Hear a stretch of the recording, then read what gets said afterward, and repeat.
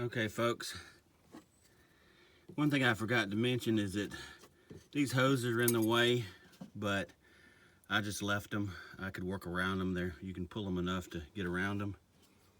But here's the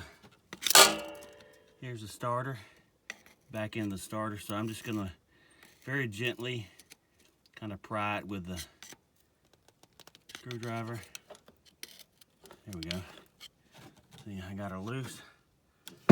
Now, I'm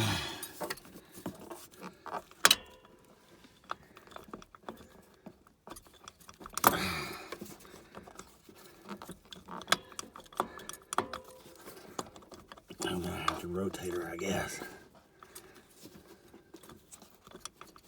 All right, let me figure this out. Get back to you.